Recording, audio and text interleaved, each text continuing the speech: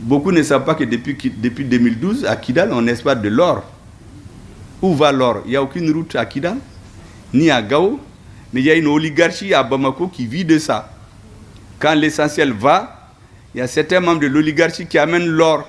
C'est distribué aux grandes pontes, dans l'armée, dans la justice, dans les partis politiques, et ils envoûtent les gens.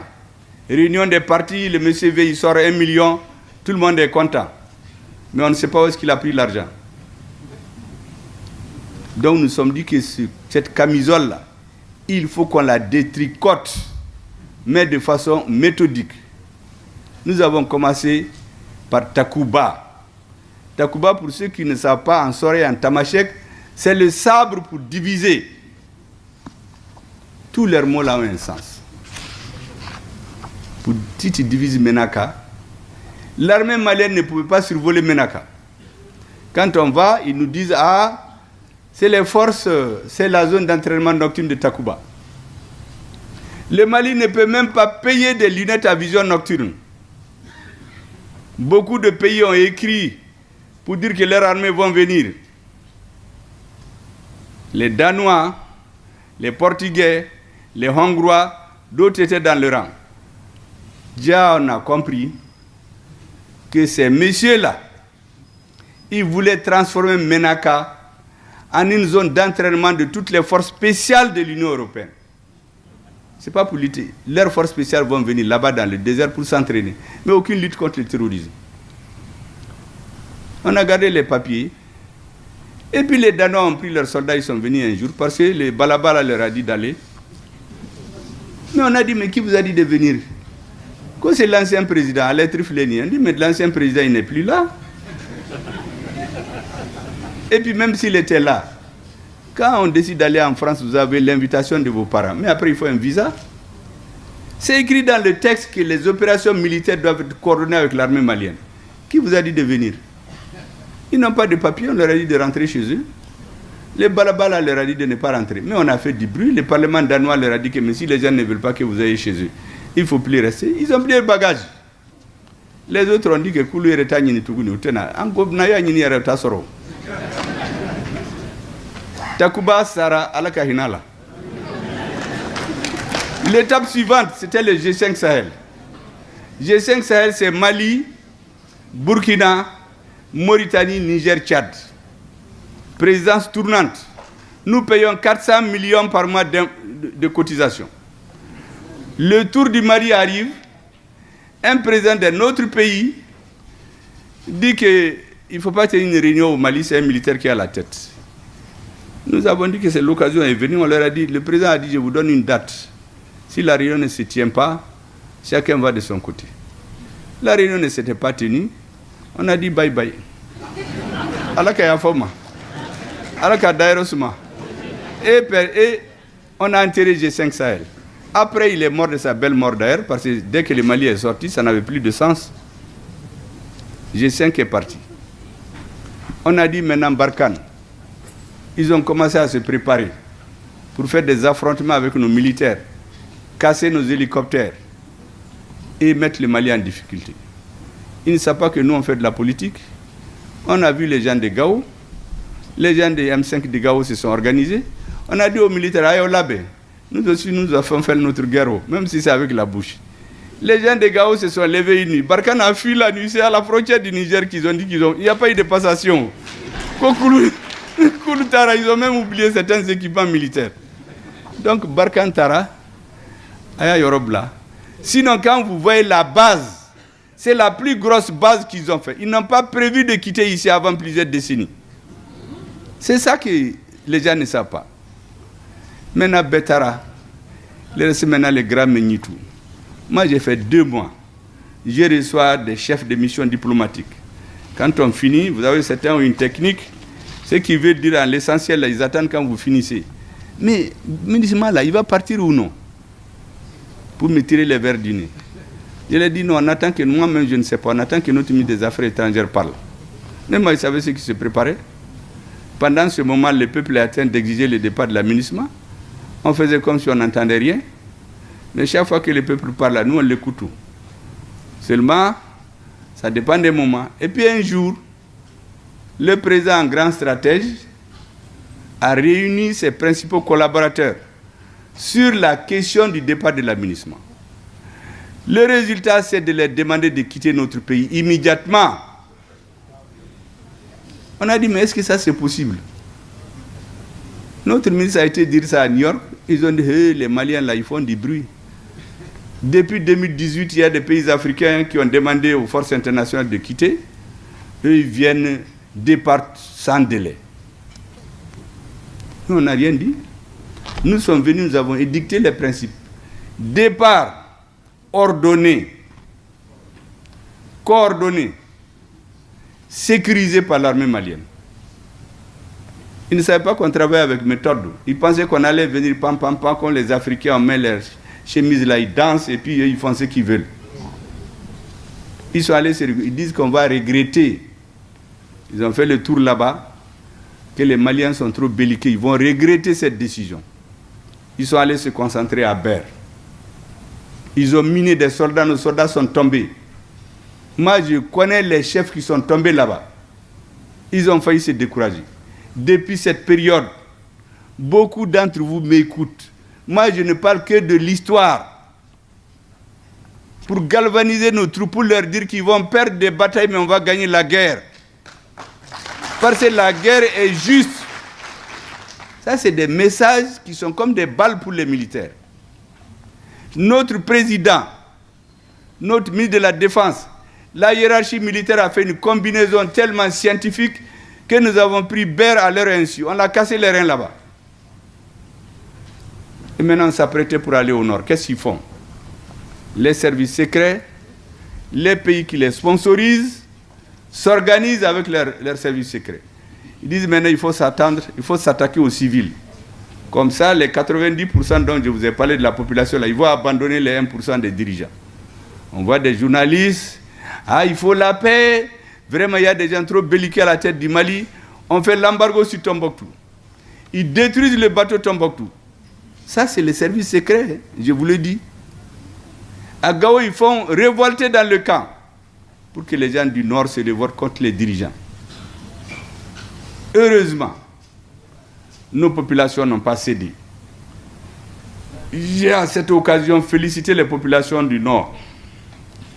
Vous savez, à Gao, le jour où il y avait l'explosion dans la base, c'est un imam qui s'est levé dans sa mosquée pour haranguer les foules, leur dire que les terroristes doivent savoir qu'au Mali 2013 n'est pas 2012. Ils vont les retrouver des pieds fermes. Ils ne vont pas reculer. Le président a annulé toutes les cérémonies festives de la fête du 22 septembre pour aider les populations. C'est comme ça que nous avons pu passer le cap. Sinon, l'objectif, c'était de faire révolter la population contre le gouvernement. Ils ont échoué. On est monté plus haut. On a pris Anéfis. Depuis 2012, le Mali n'est pas allé à Anéfis. Ensuite, on a mis le cap sur Kidal et les autres. Vous savez qu'est-ce qu'ils ont fait? Départ ordonné, coordonné et sécurisé. On se donne un rendez-vous à 8 heures. On vient, on nous dit qu'ils sont partis depuis 6 heures. Et on dit, mais ça, c'est quoi ça? Et qu'ils sont en insécurité. Vous êtes venus pour sécuriser les Maliens. Vous-même, vous êtes en insécurité. Mais ça, c'est vraiment grave. Qu'est-ce qu'on s'est rendu compte de quoi? Ils ne se croient plus malins. En réalité, toute la nuit, tous les blindés, les armes lourdes, ils les ont transférés discrètement aux terroristes. On a miné autour de la ville. Comme ça, les Maliens vont venir, ça va être l'hécatombe, ils vont mourir, et les blindés vont sortir pour les tuer. On les a laissés partir, on les a observés toute la nuit avec les drones. On a bousillé tous les blindés là, un à un. Et en quelques jours, entre là. Nos soldats, avec un professionnalisme digne d'être enseigné dans les écoles militaires, a débroussaillé la situation et le Mali est rentré à Kidal.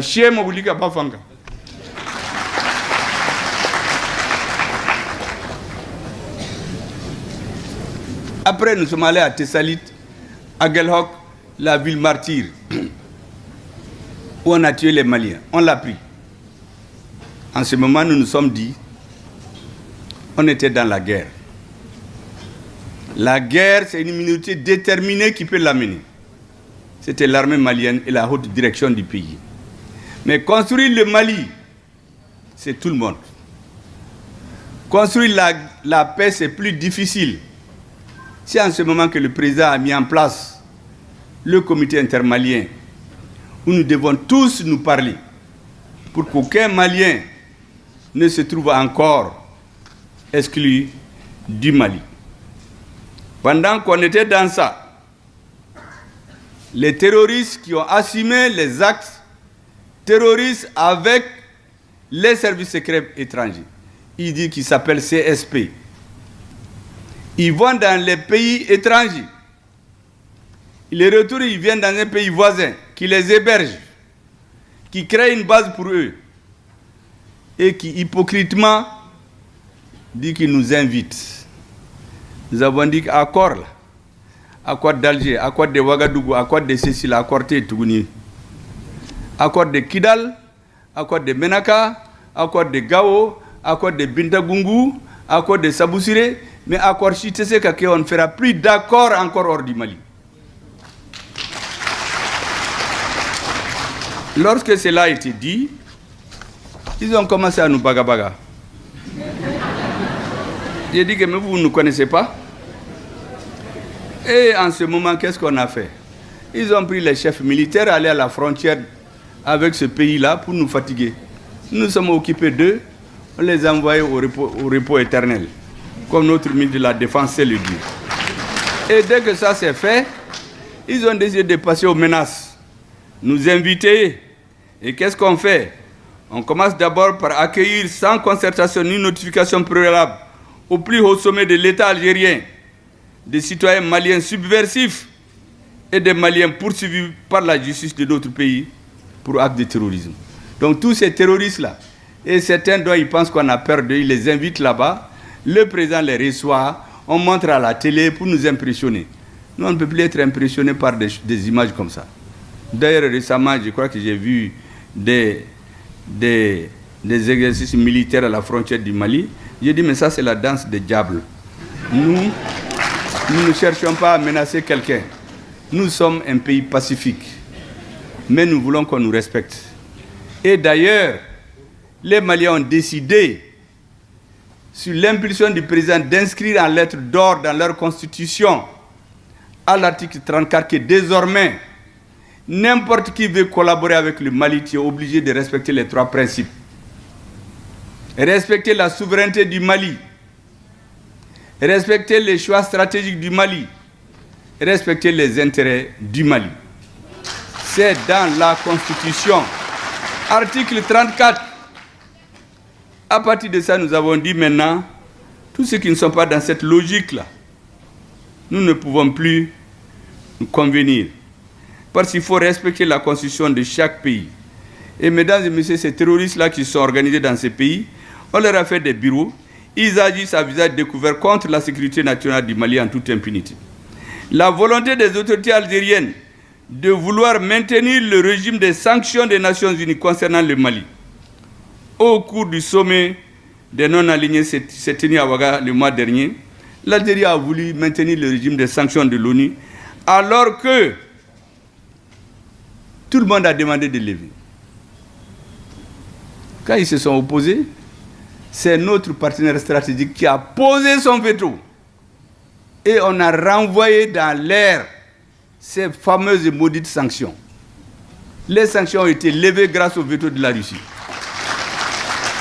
Mais qu'est-ce que l'Algérie a à voir à maintenir des sanctions contre le Mali? Alors que vous dites que vous êtes un pays ami. Mais nous ne sommes pas bêtes. Le manque de volonté des mouvements signataires à mettre en œuvre l'accord a entraîné l'enlisement puis l'affaiblissement de l'accord dont les dividendes ne profitaient plus à la paix ni aux populations du Nord. Vous savez ceux qui organisent tout ça. Mais ils ont des palais à Bamako. Il y en a qui ont 2 piscines. Leurs enfants sont dans les grandes écoles. Mais à Kidal, à Tombouctou, à Gao, partout au Mali, il n'y a plus d'école. Ils ont 2-3 passeports. Quand ils veulent, ils vont à Paris, ils vont à Washington. Les enfants des autres, eux, ils meurent. Ce n'est pas leur problème. le Mali a placé une confiance aveugle en la communauté internationale. Cette confiance n'a produit que des effets estompés. Le Mali a été trahi en réalité de bonne foi. Imaginez-vous, des soldats qui vont à la retraite, qu'on arrive à récupérer, et on vient nous dire qu'ils vont rentrer dans notre armée, ils vont être des généraux. Mais nos généraux qui se sont battus, qui ont usé les fonds de leurs culottes, qui ont fait le corps à corps pour être généraux.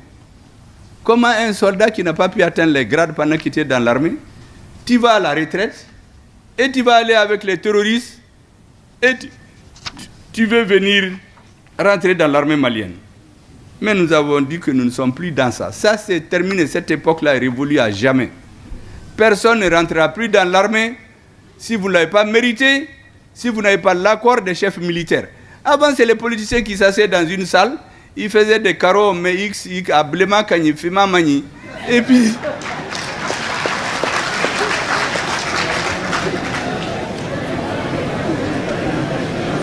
c'est ce qu'on nous avait fabriqué. Ça, c'est terminé. Blémata, la Fima, Tani, tu fais tes preuves et tu as tes grades. La hiérarchie militaire est d'accord. Maintenant, mesdames, messieurs, c'est pour toutes ces décisions que nous avons dit que l'Algérie est sortie de son rôle. Parallèlement, il y a la CEDEAO qui était dans l'ombre, manipulée par l'extérieur, qui a pris la décision de tomber sur le gouvernement nigérien pour le faire tomber. Vous savez, leurs actions au Niger, quand les terroristes prennent une zone, ils ferment tout. Il n'y a même pas de médicaments. C'est ce que la CEDEAO a fait au Niger. Des morts dans les hôpitaux. On ne peut pas payer des médicaments, des nourritures, parce que la CEDEAO ne veut pas. Mais quelle différence il y a entre ceux qui terrorisent les populations? Maintenant, ils ont décidé de faire un complot pour renverser les autorités nigériennes. C'est en ce moment que le Mali et le Burkina se sont levés. Nous allons louer une alliance militaire d'autodéfense réciproque. Et nous avons mis quiconque en garde qui se rappelle que nous sommes un peuple de guerriers. Nous sommes amis à tout le monde. Mais c'est terminé. Nous coucher devant quelqu'un qui vient marcher sur nous là, ça c'est révolu.